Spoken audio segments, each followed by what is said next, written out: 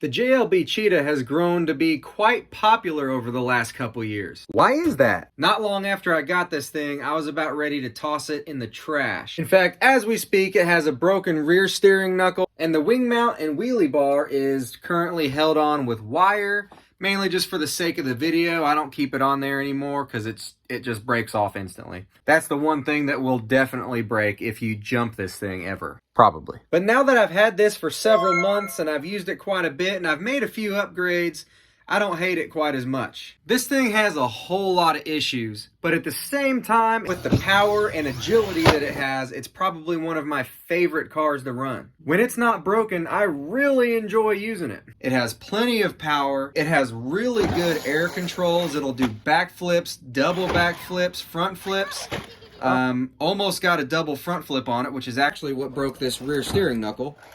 So is this just junk, or is it worth the kind of high price that they ask for it? So to help you decide if you should get one of these, I'm going to do a quick overview of it real quick for you. Then I'm going to go over all the things that have broken on it for me. I'm going to show you all the things that I'm impressed with that maybe haven't broken yet, and some of the fixes that I've done to keep things from breaking. And then after that, we'll take it for a little spin. The thing is, with the way that I run my cars, most likely, if I don't break it, you probably won't either. Plus, a lot of the things that do break pretty commonly, I've found a fix for. And if you wouldn't mind pressing that thumbs up button for us real quick, that would be super awesome. The first thing I'll say about this is that they claim this is a 10th scale car. It's a little bigger than most other companies market their 10th scale cars at, especially the somewhat cheaper brands.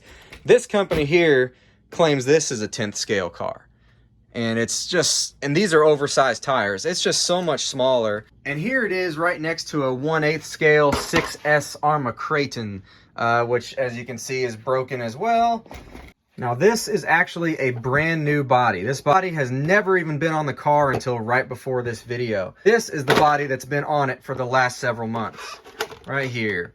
She's definitely taken a beating, but really for what I've put this thing through, it held up considerably well. I added little straps to help keep the body clips from getting lost if they popped out. I'll put a link in the description for those if you're interested. Also, feel free to look at some of the videos I have on this car because pretty much every single one of those videos, it is put through the ringer. I do not take it easy on any of these cars. I won't waste any time talking about the style of the truck because that's just your opinion. I can tell you I like it, but you might think it's the ugliest car in the world. You can get other bodies for it too, like the old truck style one. I've never tried, but I imagine it fits on these same posts. This, of course, is the 21101 version.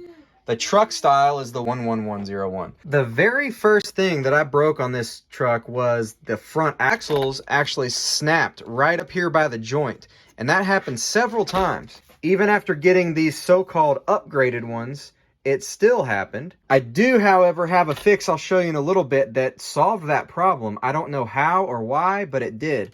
After breaking my fair share of axles, I actually ended up breaking one or two of those outdrive cups that come out of the differential. You have to take the differential apart to replace those. Some of you Cheetah enthusiasts may have noticed these aren't the tires that come on the Cheetah. A lot of people do end up using these. I'll put a link in the description for those too. One of the original rear wheels blew apart. It really didn't last very long.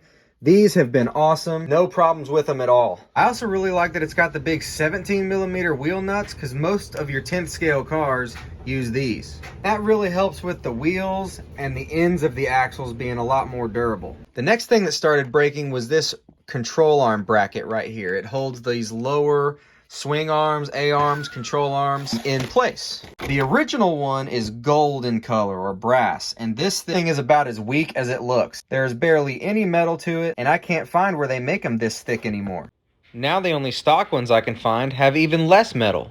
These red ones hold up much better. I have yet to break even the first one. Now we're really getting to the good stuff. All right.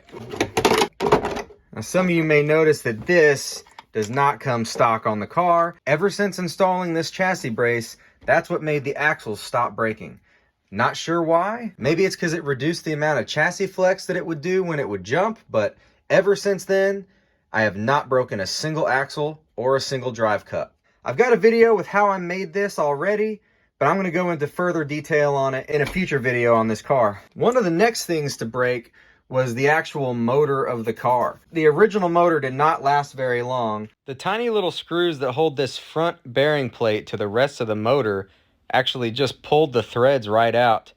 I did try to fix it, but it didn't work. So I went with this Surpass Hobby motor. It's a slightly higher KV, 2650 rather than the 2500 that it comes with. So this may have added a little bit of speed, but I didn't notice anything. Even though that's a higher KV, I feel like I noticed more torque. A lot of people talk about breaking this steering rack here, but that hasn't happened to me yet. And you already know about the broken rear wheel knuckle. I also have broken quite a few of these lower shock ends. I keep a lot of these Cheetah parts in stock because the breakages are so common. The fan in the ESC did go out on me once as well. I put a metal cased one that I got from a local hobby shop in there. I have not opened these shocks up, but they're supposed to be oil filled. They do feel pretty springy, so it's possible there's not much in them or it's really thin. I will be thickening these up because it does bounce on landings, but not very badly. Another place I've been impressed with this thing is the chassis itself. You can see how much of a beating it takes from us, but it is straight as can be. It has not bent. Even the Creighton that costs quite a bit more has a bent chassis, and it takes a rather expensive upgrade to help keep that from happening. It comes with a great transmitter. If you drive these one-handed, it's really easy to reach the wheel with your thumb. It has all your basic controls that most transmitters have. It feels really good in your hand, and I've never had a problem with its range. In fact, I get Dumbo RC radios for all of the brushless conversions that we do as well. I'm gonna fix this right now so we can get it outside, and we're gonna have to take that off.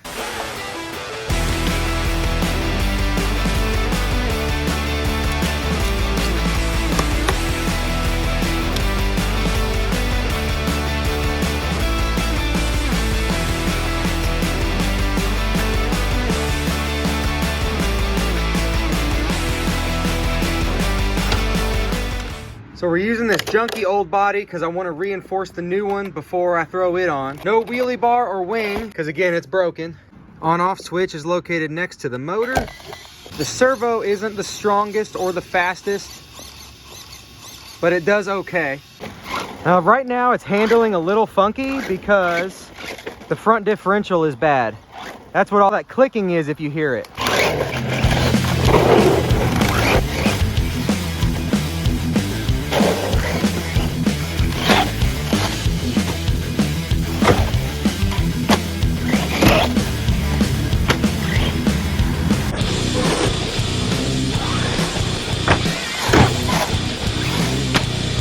That's why I love the Cheetah. It's a beast. It just brakes a lot.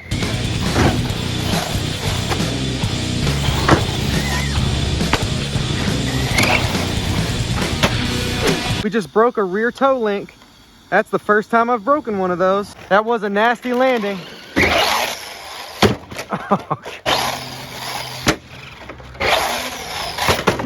I've got a new one in stock. So let's try again.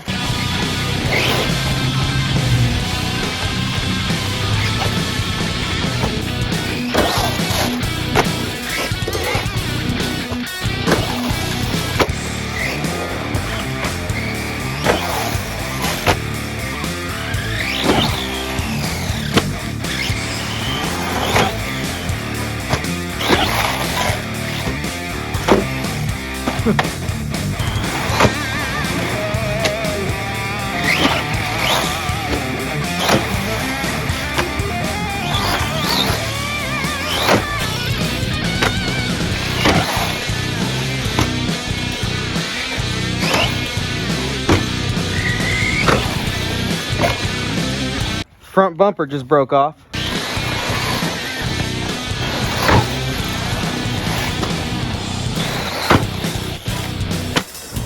That just launched the front bumper up into the tree. Front bumper's in the tree now.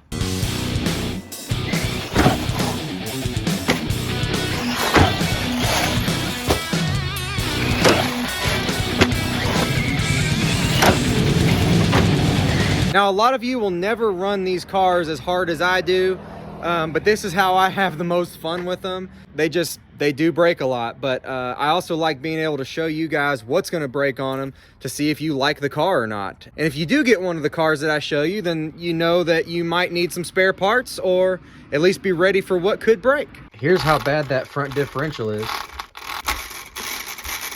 I didn't charge this battery long enough, so I ended up having to switch batteries in the middle of that. This has been a great battery for this car. It's a Z5200 milliamp. It fits right in, but it's taller than the stock battery, so you need longer straps. You saw we broke that rear toe link right here, and the front bumper broke off, but it was already cracked. Other than that, the truck stayed in one piece. You know, differential was already bad in the front, but without this chassis brace, this car would have been destroyed in just a couple minutes during that run. This is a must do. But like I said, I'm going to go into further detail on it in a future video very soon. Actually, I just noticed that this shock tower is bent right there. First time that's happened. That's proof right there that this chassis bar saved the rear end of this car, because whenever that happened, when you'd have a hard impact here, being that this shock tower is attached to the plastic, it tears apart the differential housing. It breaks this metal brace. Again, the stock ones are these gold color cheese metal brackets. These red ones are definitely stronger, but it would have broken. There's no way it would have been able to handle that. And then a lot of times it ends up messing up the upper control arms too. So would I buy the Cheetah again? Out of the probably 12 cars that we have, this is probably in my top 3 favorites, but it's also probably become the most expensive one that I own, and it's really not worth all the money. I think I would rather save up for something a little bit more expensive that holds up better than this does if I had to do it all over again. I know I bash my cars pretty hard compared to what a lot of people might do. A few of the times that it's broken though, it definitely wasn't extreme as you saw it today. I mean, like I said several times, it's an extremely fun car. It just breaks a lot. So if you like wrenching more than you like bashing, then you definitely need this car. I can't say I regret the purchase, I just don't think I would do it again. I don't know if that makes sense or not. If this car is at the top end of your budget though, I'd say go for it. Just be extra careful and just make sure you have enough funds for spare parts. The parts for it are relatively cheap, but if you don't live in China, you're gonna wait quite a while for them to arrive. And if you follow my channel, that's the exact reason that this isn't really featured in very many videos. It's because it's usually sitting right up there. That's its special spot, the shelf of despair. This thing is up there pretty often. And unfortunately, because of that front differential, it's gonna be there again. And we go well beyond reviews with part swaps, experiments, modifications, all kinds of awesome stuff. So if you think that would interest you, go ahead and hit the subscribe button because it is completely free. I really hope this review was helpful for you. Let me know in the comments what you think about the Cheetah if you've got one or if you have any questions. As always, thanks for watching and we will see you very shortly on the next one.